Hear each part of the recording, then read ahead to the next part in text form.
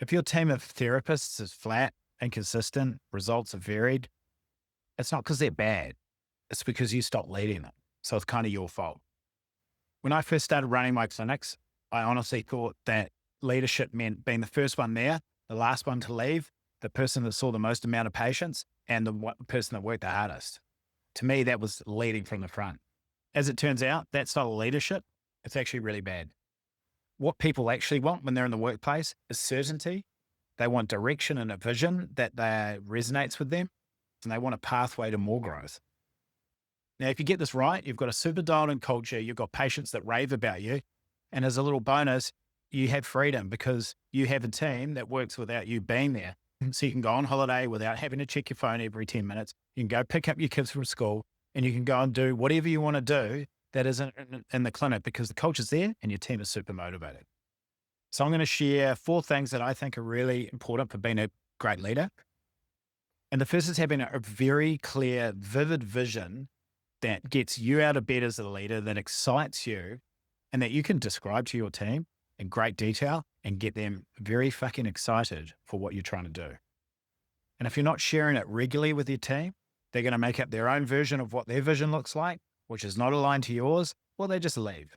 People want to be part of a vision that really excites them and gets them out of bed as well. When things get tough in the clinic and it feels a bit Groundhog Day, they want to know that this is a stepping stone to something bigger. So paint the picture clearly. Where are you heading in the next 5 years? What do you stand for? What's the next step for them? The more vivid you paint the picture, the more excited they are, the longer they stick around. So any chance you get daily, weekly, and monthly, you should be sharing that vision. You should be getting them excited. That is one of the key roles as the leader, is to keep everyone super focused on where you are heading, because people get stuck in the weeds and they need you as a leader to guide them. Your second job as a leader is to grow your team. And the way you grow your team is to coach them. I hate the word meetings. I hate meetings. I know part of your week should be involved with admin and meetings, but really, for me, a meeting is a chance to grow your team with a coaching session. Individual meetings with each of your staff is where the magic happens. And you can just tell them what to do. But to be honest, the most effective and powerful way to grow each member of your team to the next level is to ask very powerful questions. What, how questions, and then giving them a chance to pause, reflect, articulate their answers, come up with the next step themselves. The research shows that people are far more likely to execute the next level of where they're at if they come up with the answers themselves. So asking what and how questions, pausing, giving them the space to come up with the answers themselves, keeping them accountable of the next steps, keeping them accountable of the realizations that they come up with. And to be honest, the more of these sessions you have, the faster they grow. The faster they grow, the better your patient outcomes, the better the patient visit average, the more raging fans you have out there telling everyone how awesome your clinic is. So the thing I see with the clinics that I coach that are doing really well, they have more meetings than any other clinic.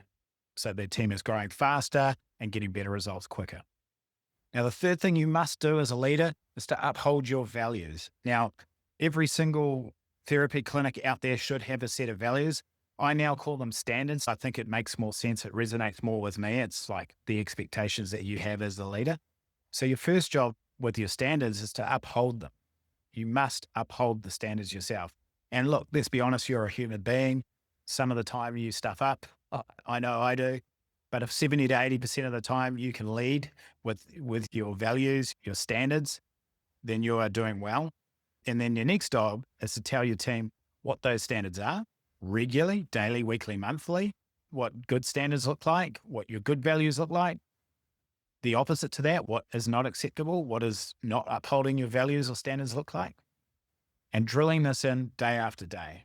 And if you lead with your values, your team will follow, your senior team in particular, the juniors will follow them. And then all of a sudden you have a magical culture where you don't actually need to be there because the standard is set and everyone lives by that and you police it. So if someone is not upholding the values, then that becomes a difficult conversation. They either change or they don't. And if they don't, they leave. And that's how you maintain culture. But your job as the leader, to lead from the front in terms of your values and to make sure that your team know what they are They're not just a poster on the wall. They are the glue that holds you together as a team. I cannot emphasize enough values and leading by them. Like, if you do this half well, you're going to have a good team. People are going to stick around. And the final thing is celebrate wins. Like, celebrate wins of your team members. If someone's scoreboard or KPIs improve dramatically, pump up their tires. Let them know that you're really happy with them. Let the rest of your team know. You can do this in meetings. You can do this in a Slack channel so everyone knows. If someone gets a 5-star review on Google, pump their tires up. Let them know how stoked you are. If people are happy, they repeat that behavior.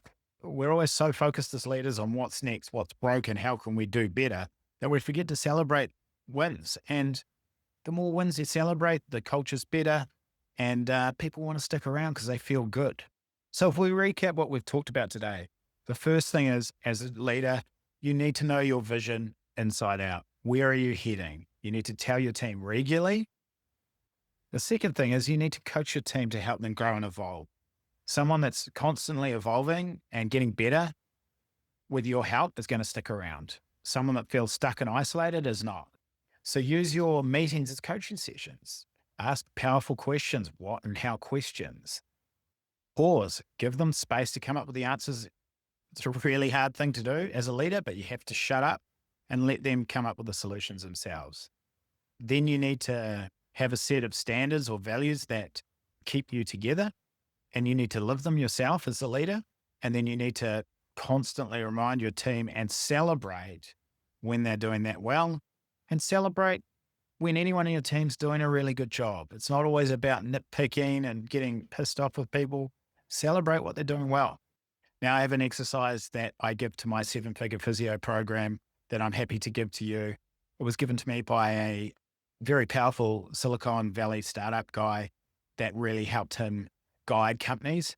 It's a way to create a very vivid vision that goes into a lot of detail about where you're heading. And most people get extremely excited about their business again once they've done it. So the link's in the description. Just click the link, send your name and email. I'll send the vivid vision exercise straight to you. I'd highly recommend you doing it, particularly if you cannot articulate your vision in great detail right now. I promise it's not a waste of time. You will get a lot out of it. And if you own a physiotherapy, physical therapy, osteo, chiro clinic, and you want a weekly video on clinic business related stuff, then like and subscribe to 7 Figure Physio. I post a video every week and try and give as much value as I can. If you're interested at all in the 7 Figure Physio Program, there's a bunch of videos to help you get to the next level. We have 3 weekly coaching calls, and it's really easy to get started for $9, and you can cancel at any time. The link in the bio will take you to a Google Doc, which will give you all the info you need. And if you're interested, $9. If you don't like it, you can cancel it. So pick one of those topics, go deep on it this week, pick another topic the following week. And remember that owning a business is a marathon, not a sprint. I'm Nick, the 7 Figure Physio. If you could do me a really big favor, like and subscribe to the channel. It means a lot to me. I'm a physiotherapist, a very proud physiotherapist. I had 3 locations. I ran them from overseas for the last 7 years. I had a staff of 23 plus people. I made every mistake under the book, but I sold my clinics for the price that I wanted, and I now help other therapists do the same. So if you want freedom, you don't want to be the first one there and the last one to leave, and you want to go on holiday and not even think about your business, then follow me for more info. Cheers.